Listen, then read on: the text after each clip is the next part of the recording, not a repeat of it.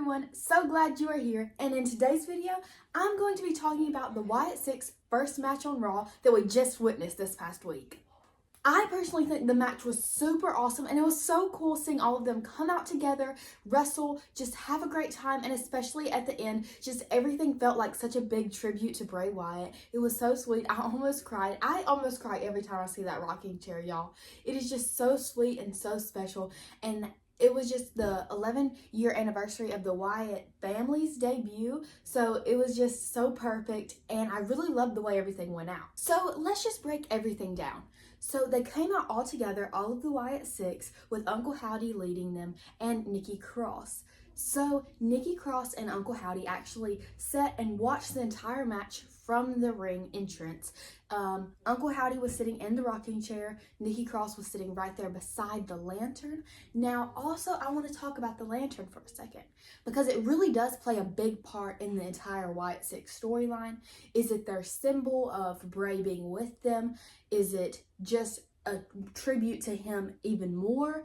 It's definitely something within those lines because as we saw, usually at the end of their segment, whatever, promo, everything, they normally sit the lantern down and they'll all gather around it. So it's almost as if the lantern is a member itself. Is that the sixth member? The lantern?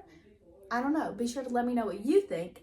But also, it was just super cool to see the match itself.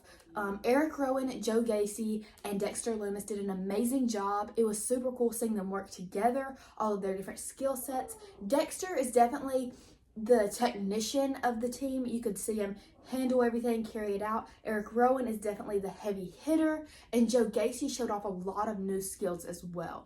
They all are such a big part of the team and all contribute in amazing differently ways. So I thought the match was super cool to watch. It was like almost as if they had something to prove, which in a way they did. I mean, it's their first match on Raw. I think they definitely proved themselves and showed that they are here and they're going to start taking charge of some things. There's just so much to look forward to with the entire Wyatt Sicks storyline. Are they going to continue with Chad Gable and the Creed brothers? I definitely think so. There's just so much more to that. And there's just so much going on with them. Like, we had these different interviews every week. Last night, we got Joe Gacy's interview. And you can really see that there's a lot deeper meanings to everything that's going on. The Let You Sin picture that we saw on X earlier this week, that definitely was a part of that as well. I also am super excited to see when Nikki Cross will compete as a singles competitor in the women's division, because I think it's really going to be interesting to see how Abby the Witch competes against the current wrestlers we have on the roster. The match was so good, and not only were there tributes to Bray Wyatt, but there were tributes to Brody Lee as well, and it was just such a sweet match. I felt like a parent. I was so proud of them all as competitors. They were so good, and it was so fun to watch. There's actually a clip of them after the show went off air, of them all gathered together in the middle of the ring, hugging and pointing up, and it is just so sweet. It was a beautiful moment, and I'm so happy for them all, and I can't wait to see what's to come next. So be sure to let me know what you think is next for the Wyatt Sicks down below. And thank you so much for watching. Be sure to leave a like and subscribe for more videos like this.